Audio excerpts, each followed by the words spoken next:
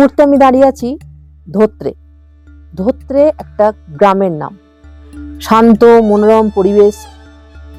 এই ধোত্রে গ্রাম হচ্ছে দার্জিলিং এর অফবিট ধোত্রে।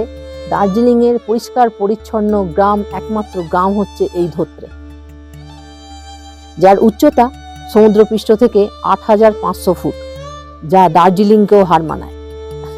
দার্জিলিং এর উচ্চতা হচ্ছে ৬৭১০ ফুট, আর দার্জিলিং এর ঘুম স্টেশনের উচ্চতা হচ্ছে ৭৪০৭ ফুট, আর এই ধোত্রে গ্রামের উচ্চতা হচ্ছে ৮৫০০ ফুট।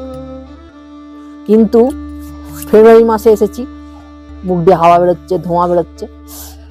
ভেবেছিলাম খুব বিশাল ঠান্ডা পাবো, জানি না রাত্রিরে এখনো সেই অপেক্ষা করছে সেই ঠান্ডা যে দেওয়ার জন্য, কিন্তু দিনের বেলা অতটা ঠান্ডা মনে হচ্ছে না। কিন্তু ঠান্ডা আছে, মুখ দিয়ে ধোঁয়া বেরোচ্ছে। সামনে একদম আকাশ পরিষ্কার থাকলে একদম সামনে পুরো কাঞ্চনজঙ্ঘা পরিষ্কার দেখা যায়। কোথা থেকে দেখা যায়? শেরপা হোমস্টে থেকে। আমি শেরপা হোমস্টেতে আছি। শেরপা হোমস্টে হচ্ছে একমাত্র হোমস্টে যেটা সব থেকে উঁচুতে ধোত্রে গ্রামে, আর এখান থেকে সানরাইজটা খুব ভালোভাবে দেখা যায়। একদিক থেকে সানরাইজ মানে সূর্য ওঠে, আর একদিকে এইদিকে কাঞ্চনজঙ্ঘার বরফের ওপর সেই আলো এসে পড়ে। এই অপরূপ সৌন্দর্য দেখার জন্য বেশিরভাগ মানুষই এই শেরপা হোমস্টেতেই থাকার চেষ্টা করে। তো আমিও সেই চেষ্টা করেছি এবং জায়গা পেয়েও গেছি।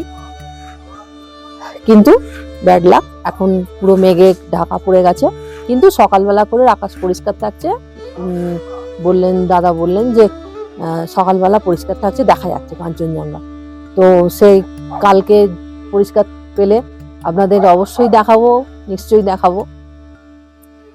তো তাহলে এই মুহূর্তে আমি ধোত্রে গ্রামে।